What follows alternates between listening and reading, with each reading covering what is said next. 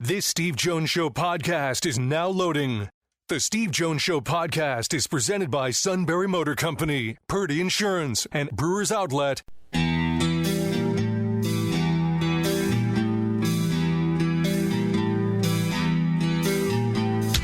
Bringing you an in-depth look at Penn State sports and more. This is the Steve Jones Show on News Radio 1070 WKOK.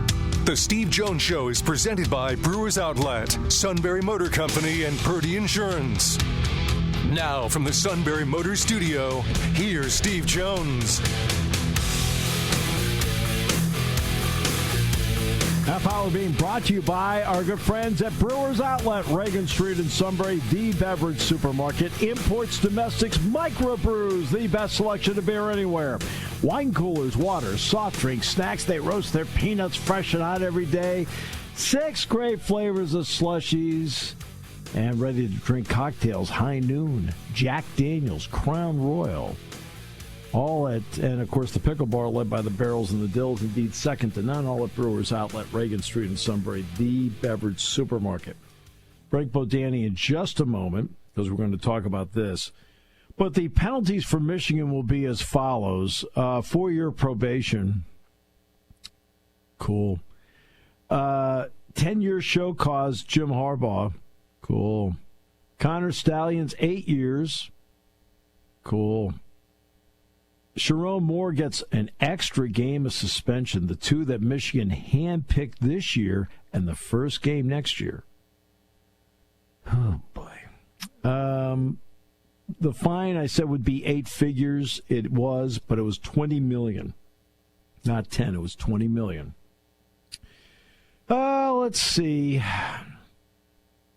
They also, and they're going to take it out of their postseason for each of the next 2 years. That's how it's going to be deducted.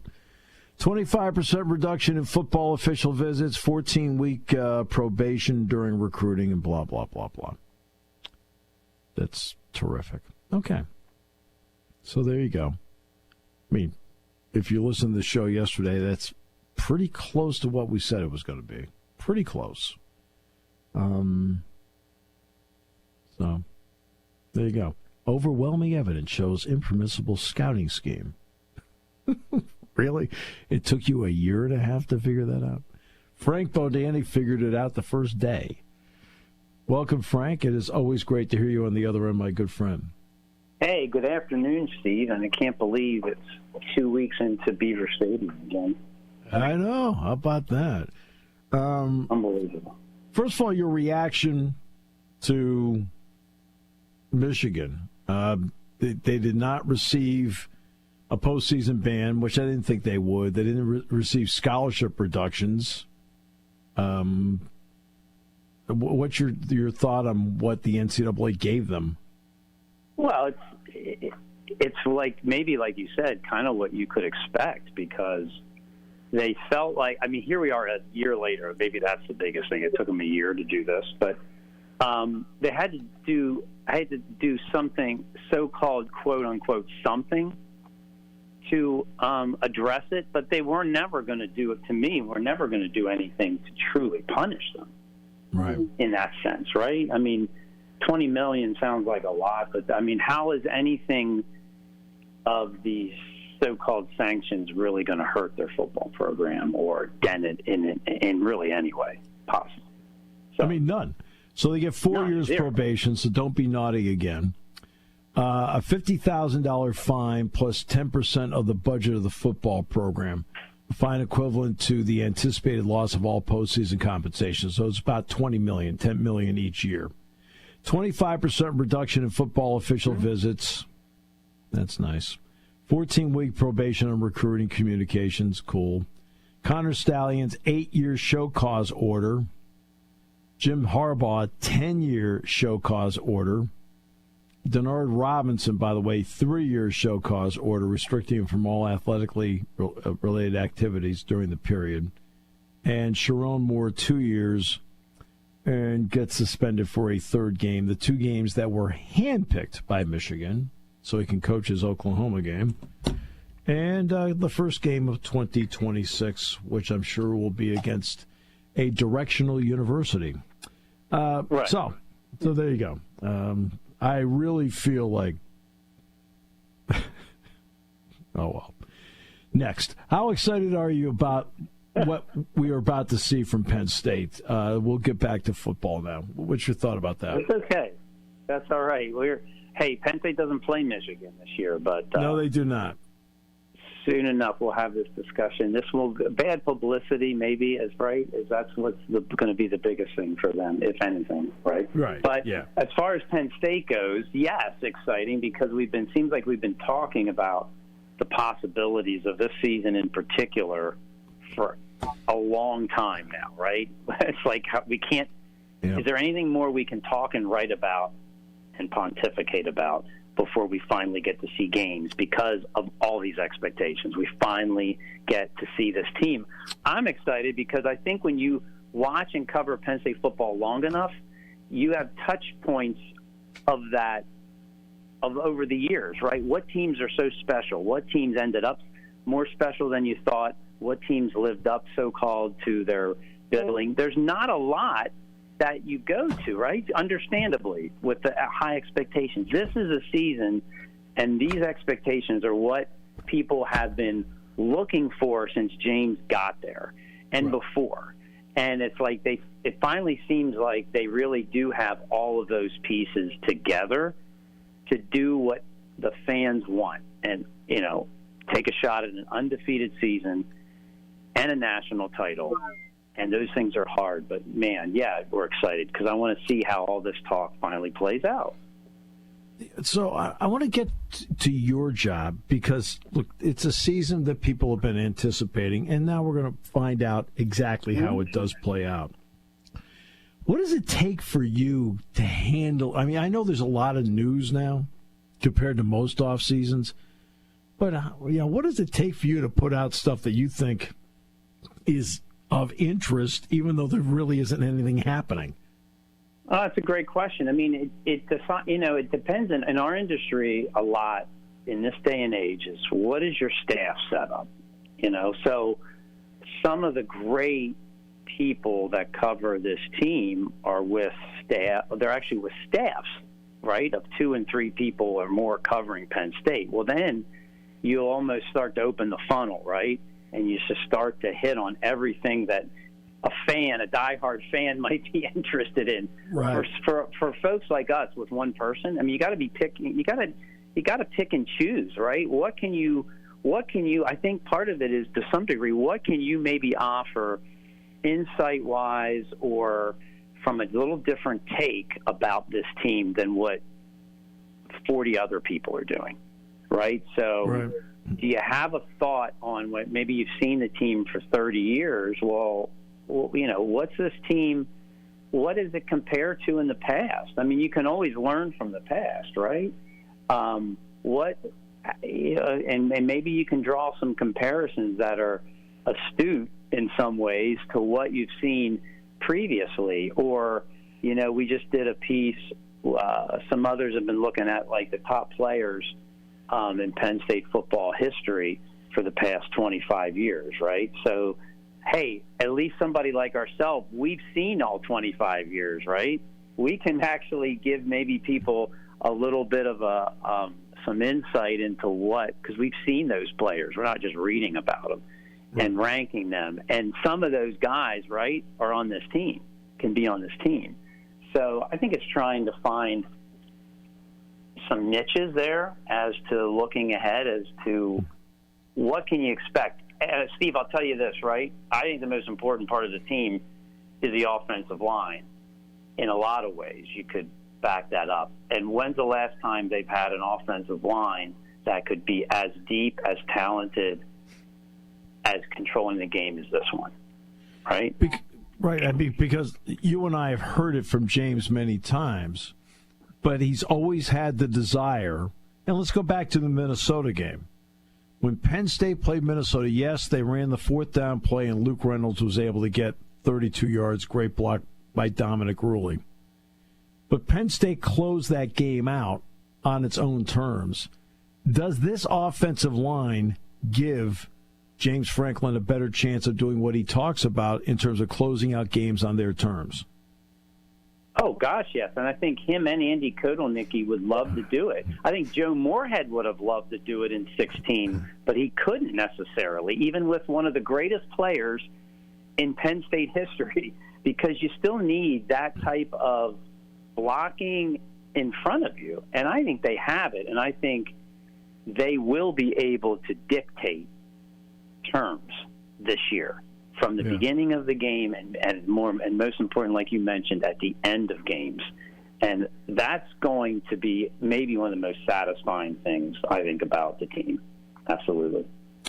Yeah. How interested are you, especially in the first few games of the season, if the opportunity presents itself, of how the backup quarterback situation is playing out?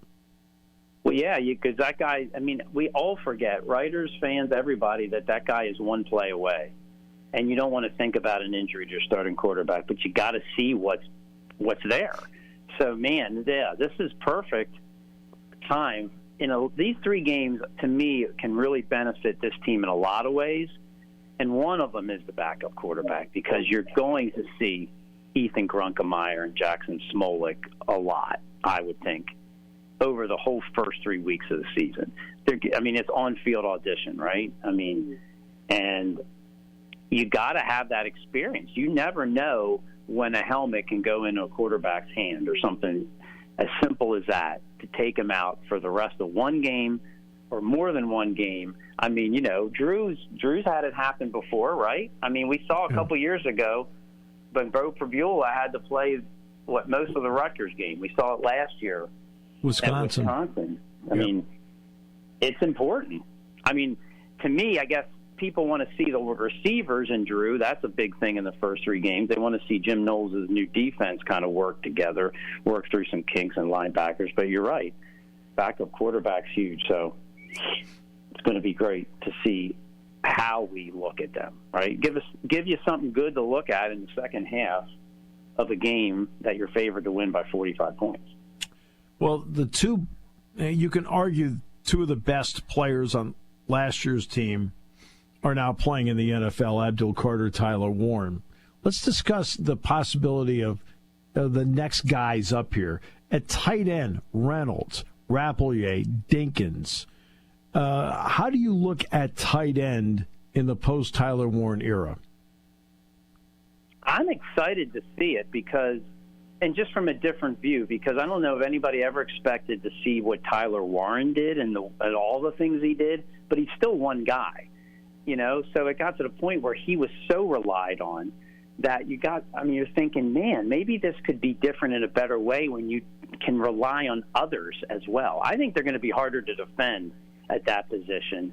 And with 3 guys, I'm looking at 3 guys right now, Khalil Dinkins, Rapplier, and Luke Reynolds, all 3 of them. Could you see them all in the field at the same time? How much of a matchup nightmare would that be? Maybe you're not talking about throwing to the guy who's hiking the ball down the field like we saw last year, or the guy that's taking the Wildcat snap and going for 60 for a touchdown.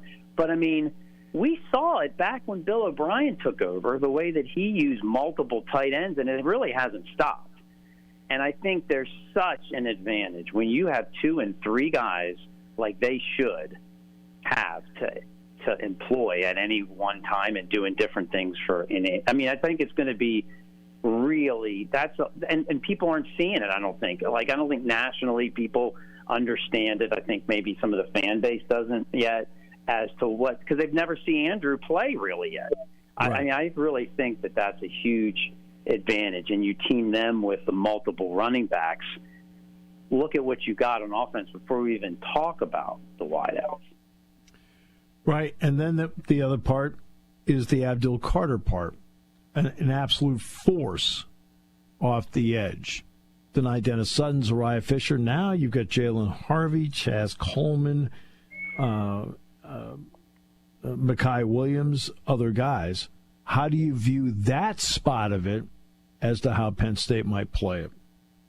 Well, they're going to have young people step up, young guys step up. And, and that's different because the last few years, Penn State has come in with basically 2 bona fide defensive ends ready to go, right? Last year they did, they did before the last few years. This is different a little bit because, hey, Zariah hasn't played in a while. He's had injury issues. You have a lot of young guys, but they're still young guys. Hey, but I think the important thing is they have the talent there. I think for sure they got the talent. Now you have one of the best up-and-coming defensive line coaches in college football that's mentoring them, and you have so-called the best defensive coordinator money can buy in college football overseeing it. So I think that has to play into this, Steve, is not just you have the talent, but now I think more than ever recently you have the guys that can coach them into becoming, young stars. I mean, it hurts that Max Granville isn't going to be able to play, but Jalen Harvey to me is a guy that was really exciting last year, so he's one of the young ones I'm looking forward to seeing right away. Okay, and next part is this. When you write something, you'll get a lot of reaction and comments. And there's always a lot of reaction and comments in the paper or online anyway. What have been the tone and tenor of the reactions and comments you're getting leading into this season, online or anything else? I think people are excited. They just want to see it. And I think when maybe that's understandable, when Penn State has been, obviously they were so close last year, but they've been kind of close in some ways the last few years. Mm-hmm. And now it's just seeing the final step, so to speak. So I think people are, the talk, the reactions I get is people are excited. And I think, hey, quarterback's a lightning rod always. I think people want to see Drew and these new receivers. They want to see it, and they probably, the first step is seeing it just generally, right? But then they want to see it against a better team. And that's what Penn State's built themselves up to, is right. They got to take care of business for most of their games, but they're so good at that. But it's like there's going to be that other step coming when they play Oregon, when they play Ohio State, when they go to Iowa, that, hey, they've been so good that we're gonna have to wait. We're gonna have to watch the season in steps, and I hope people can enjoy the steps of it. Yeah, and are you sure they can enjoy the steps of it? that's going to be a big part of this, because look, I can't broadcast the Oregon game on August 30th. I can only broadcast the Nevada game. So that's the only thing I can do. That's why I take the approach I take. A fan has the luxury of not taking that approach. So and that's part of our job, right, is to try to, as best we can. We're not players. We're not in the rooms with the coaches, right? But to give some perspective as to what Penn State versus Nevada means. Like, what does this mean today? What's it mean going forward to prepare? You know what I mean? To prepare for the next week. Hopefully, maybe we've seen enough football games over 5, 10, 30 years that we can maybe try to give people a little perspective. Hey, this is the first of 14, 15, maybe 16 steps. What does this one step mean? Because, hey, it's good. They got to, Penn State, no matter how talented, they got to grow into themselves, right? Any team does. Sure, but that's right. This team does. They have to. The receivers have to grow into themselves. With a quarterback, doesn't mean they can't be great, but they got to grow into themselves. Jim Knowles, he's his first year. I don't know if anybody can walk in and wave a magic wand in the first week. Yeah. I think, and that's why I kind of like their schedule, honestly. Mm-hmm. To me, I'm fine that they're not playing someone like Texas or someone in the first 2-3 weeks of the season. I'm not sure how much that really does for a team like this, to be honest, for the long run. Yeah, look at Vic Fangio, great defensive coordinator on the pro level. And it took him 4 games last year and a 2-2 start, and then finally he got a feel for the personnel as to what they could and could not do, which is the key. You have to figure out what somebody can do, but you also have to figure out what they can't do. And it took a couple of games for him to do that. And after that, nobody could touch them. So, yeah, it takes a little time. Frank, absolute pleasure as always, my friend. Can't wait to see you up here. Yes, you too. Enjoy the rest of this week and weekend, too, because you're going to get busy real soon. Very busy, Frank. Thank you. All right. Take care. The great Frank Bodani, York Daily Record. This half hour being brought to you by our good friends At Brewers Outlet, Reagan Street in Sunbury, the beverage supermarket. Imports, domestics, microbrews, the best selection of beer anywhere. Wine coolers, water, soft drinks, snacks. They roast their peanuts fresh and hot every day. 6 great flavors of slushies. And the ready-to-drink cocktails. Yep, ready-to-drink cocktails. High Noon Jack Daniel's Crown Royal. And the pickle bar led by the Barrels of the Dills, indeed second to none. All at Brewers Outlet, Reagan Street in Sunbury, the beverage supermarket here on News Radio 1070 WKOK. Summer's winding down, but the deals are heating up at Sunbury Motors Ford on North 4th Street in Sunbury. Get back to school in style. Save up to $6,800 on the fuel-efficient 2025 Ford Escape. Now priced as low as $24,975. Great for the morning carpool, but hurry, only a few left. Need more room for backpacks and gear? From 46 new Ford Explorers, slashed up to $6,200, starting at just $36,935. Or go big with America's favorite, over 60 new 2025 Ford F-150s, discounted up to $13,000, now starting at $45,544. And yes, 0% financing is available on many models. Race in the fall at Sunbury Motors Ford, North 4th Street in Sunbury, or visit sunburymotors.com.